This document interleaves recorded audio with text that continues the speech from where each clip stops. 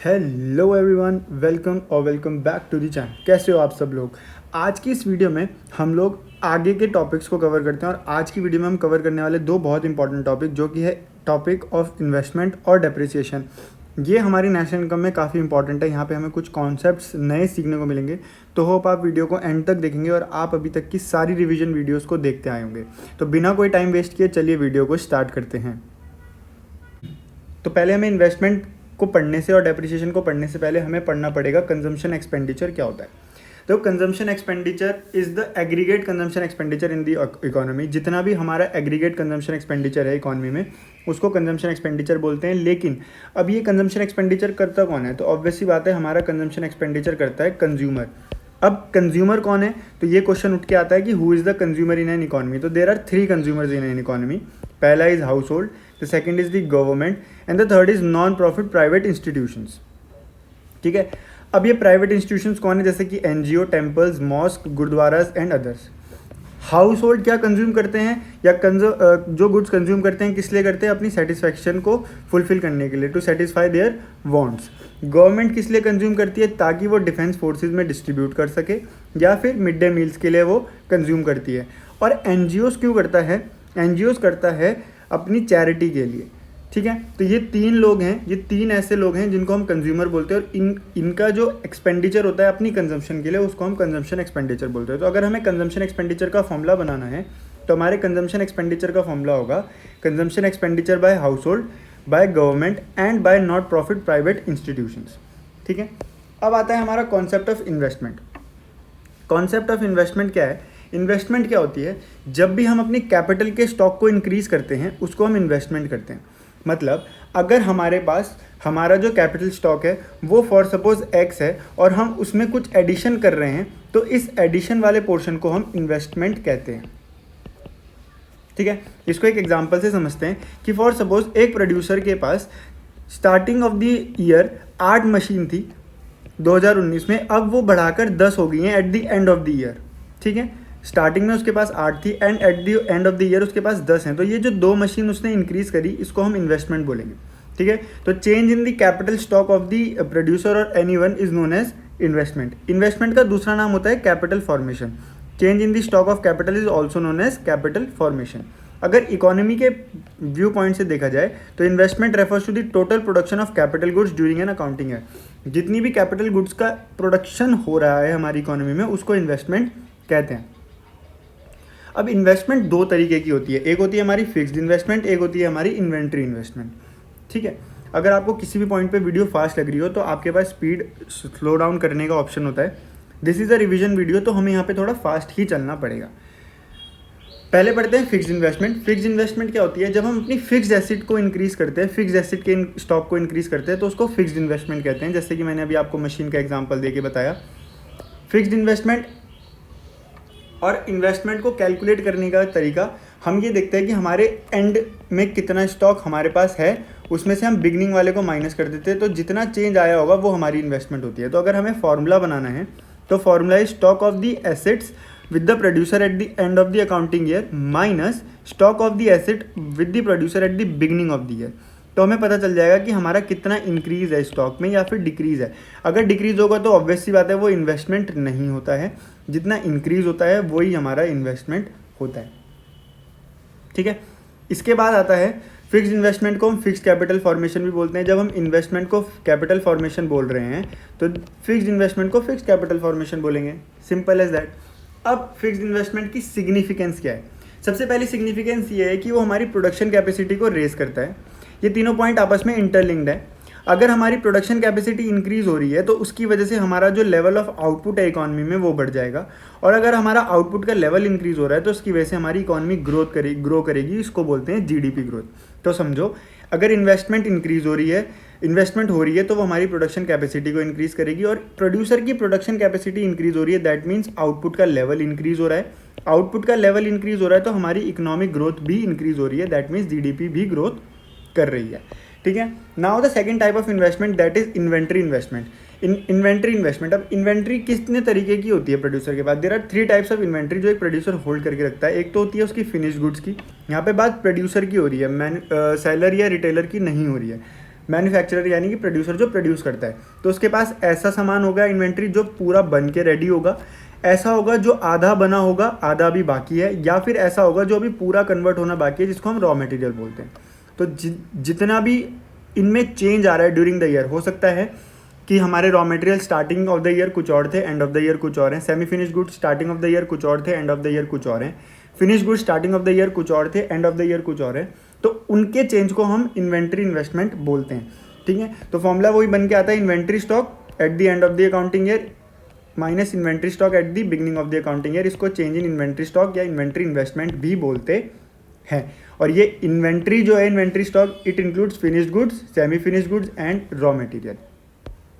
अब इसका सिग्निफिकेंस क्या है? इसके दो ही सिग्निफिकेंस है कि ये सप्लाई नहीं रुकती है प्रोड्यूसर के पास इनपुट्स की, उसके बाद वो अवॉइड कर सकता है डे टू डे परचेजेस। अगर वो स्टॉक को मेंटेन करके रखता है तो उसको रोज रोज सामान खरीदने नहीं जाना पड़ेगा। ठीक है, तो इसकी दो ही सिग्निफिकेंस है, इसके अलावा इसकी और कोई भी सिग्निफिकेंस नहीं है। एक चीज़ और कि वो अनसर्टेनिटीज़ को अवॉइड कर सकता है मार्केट की, कि अगर मान लो आज उसके पास इन्वेंट्री है, मान लो उस इन्वेंट्री का कल को प्राइस इंक्रीज हो रहा है, तो अगर वो इन्वेंट्री होल्ड करके चलता है तो वो उस अनसर्टेनिटी को, जो कि उसे नहीं पता थी कि कल उसका प्राइस किसी वजह से इंक्रीज हो जाएगा, वो आज उसने अवॉइड कर लिया। ठीक है, अब now there are two important points यहाँ पे इन्वेंट्री स्टॉक को लेके। एक होता है डिजायर्ड इन्वेंट्री स्टॉक, एक होता है undesired inventory stock. Desired inventory stock तो हमें पता है क्या होगा कि एक प्रोड्यूसर ने प्लान करके रखा है कि मेरे को इतना स्टॉक अपने पास रखना है अपनी फ्यूचर डिमांड्स को फुलफिल करने के लिए, that is desired inventory stock. Undesired inventory stock क्या है? वही स्टॉक जो उसने प्लान करके रखा था, जब उसके प्रोडक्ट की डिमांड कम हो जाती है तो उसकी वजह से वो अनप्लैंड हो जाता है, मतलब उसको नहीं पता था कि मेरे प्रोडक्ट की डिमांड अचानक से कम हो जाएगी, तो जो इन्वेंट्री स्टॉक उसने हेल्ड करके रखा हुआ था अपने पास, अब वो उसके पास अनडिजायर्ड फॉर्म में पड़ा है, अब वो उसका डिजायर्ड फॉर्मेट नहीं है। ओके, तो अब मूविंग फर्दर हम देख लेते हैं कि ग्रॉस इन्वेस्टमेंट और नेट इन्वेस्टमेंट क्या होती है। अब देखो, मैंने डेप्रिसिएशन का कॉन्सेप्ट आपको समझाना था, जो वो ग्रॉस इन्वेस्टमेंट और नेट इन्वेस्टमेंट को समझ के आएगा, क्योंकि ग्रॉस से नेट पे जाना is because of this depreciation. अब पहले क्या होता है डेप्रिसिएशन, उसको समझते हैं, फिर हम ग्रॉस को समझेंगे और फिर नेट इन्वेस्टमेंट को समझेंगे। तो डेप्रिसिएशन क्या है? डेप्रिसिएशन कोई भी ऐसी घटना जो एक एसेट के साथ हुई है जिसकी वजह से वो उसकी वैल्यू में डिक्रीज आ जाता है। अब ऐसी घटना वो कौन सी है जिसकी वजह से उसकी वैल्यू में डिक्रीज आ जाता है? तो ऐसे तीन केसेस हैं जिसकी वजह से उसकी वैल्यू में डिक्रीज आता है। तो नॉर्मल वेयर एंड टियर, या एक्सीडेंटल डैमेजेस, या एक्सपेक्टेड ऑब्सिलेंस। ठीक है, अब ये एक्सपेक्टेड ऑब्सिलेंस क्या है, अभी इसको दोबारा पढ़ेंगे। फिलहाल समझो कि अगर किसी भी एसेट की वैल्यू में डिक्रीज आ जाता है इन तीन कारण की वजह से, तो उसको बोलते हैं डेप्रिसिएशन। अब ग्रॉस और नेट को समझते हैं। ग्रॉस का मतलब क्या होता है? Gross investment refers to the total production of capital goods during the year. ये इंक्लूड करता है capital goods used for replacement of existing capital stock, या फिर capital goods used as a net addition to the existing capital stock. अब now अगर capital goods use होती हैं for the first reason, for the replacement of existing capital stock, तो उसको depreciation बोला जाता है। ठीक है, मतलब डेप्रिसिएशन के कॉन्टेक्स्ट में होता है वो। अगर डेप्रिशिएट हुई है एसेट तो ही उसका रिप्लेसमेंट होता है, तो उसको ग्रॉस इन्वेस्टमेंट कहते हैं। ठीक है, अगर हमने नेट एडिशन किया है तो हम उसको नेट इन्वेस्टमेंट कहेंगे। तो अगर हमें यहाँ से फॉर्मूला डिराइव करना है तो बेसिकली इफ़ ग्रॉस में से हम डेप्रिसिएशन को हटा देते हैं तो हमारे पास नेट फिगर आ जाती है। तो फॉर्मूला भी वैसे ही है, ग्रॉस को निकालने के लिए we have to add depreciation to the net. It is called replacement of investment, replacement investment. और नेट का फॉर्मूला क्या हो जाएगा? Gross minus depreciation. अब नेट इन्वेस्टमेंट की सिग्निफिकेंस क्या होती है? होप आपको ग्रॉस इन्वेस्टमेंट समझ आ गया होगा। ये टोटल प्रोडक्शन को बोलते हैं कैपिटल गुड्स की, जो एक साल में हुई है। ये इंक्लूड करती है रिप्लेसमेंट को, दोबारा से बता रहा हूँ, ऑफ एग्जिस्टिंग कैपिटल स्टॉक, और second capital goods used as a net addition. ठीक है, ग्रॉस के अंदर मतलब जो नेट इन्वेस्टमेंट है वो ग्रॉस का ही पार्ट है। अगर ग्रॉस में से हम डेप्रिसिएशन हटा दें तो नेट निकल के आ जाता है। That means net is included in the gross. Net investment का सिग्निफिकेंस क्या है? ये स्टॉक ऑफ कैपिटल को इंक्रीज करता है इकॉनमी की, and also increases the availability of the capital per unit of labour. मतलब एक लेबर के लिए कितनी कैपिटल एक यूनिट अवेलेबल है, कैपिटल की एक यूनिट कितने एक लेबर के लिए कितनी अवेलेबल है, वो भी इंक्रीज करता है नेट इन्वेस्टमेंट। इससे हमारे लेबर की एफिशिएंसी भी इंक्रीज होती है। सेकंड, इससे एम्प्लॉयमेंट अपॉर्चुनिटी बढ़ती है, क्योंकि इंडिया में मेन रीज़न अनएम्प्लॉयमेंट का है लैक ऑफ कैपिटल। उसके बाद नेट इन्वेस्टमेंट भी इसमें इंक्रीज होती है क्योंकि ये प्रोडक्शन कैपेसिटी को इंक्रीज करता है इकोनॉमी की, और जीडीपी ग्रोथ को भी एक्सेलरेट करता है।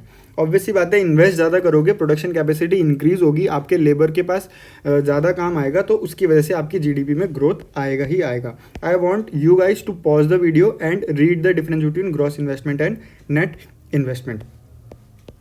डेप्रिसिएशन मैंने आपको बताया, depreciation is decrease in the value of the asset because of the following three reasons. The first one is normal wear and tear, the third is accidental damages, and the second is accidental damages, and third is the expected obsolescence. अब हमें ये वाला point discuss करना था कि what do you mean by expected obsolescence. Expected obsolescence होता है जब हमारी कोई भी एसेट आउटडेटेड हो जाती है, अब हम उसको यूज़ नहीं कर सकते because of the current situation, current technology में चेंज आने की वजह से या डिमांड में चेंज आने की वजह से अब हम अपने एसेट को यूज़ नहीं कर पा रहे हैं, तो उसको बोलते हैं एक्सपेक्टेड ऑब्सोलेंस। ठीक है, और ये प्रोड्यूसर ऑलरेडी अज्यूम करके चलते हैं कि ऐसा होने वाला है इन नियर फ्यूचर, तो जितना हो सके अपनी एसेट को आज यूज़ कर लो। अब आपके लिए प्रैक्टिकल क्वेश्चंस में ये वाली टर्म बहुत इंपॉर्टेंट है, that is consumption of fixed capital. ठीक है, आपको यहाँ पे देखने को मिलेगी ये term, capital of consumption of fixed capital depreciation का दूसरा नाम होता है।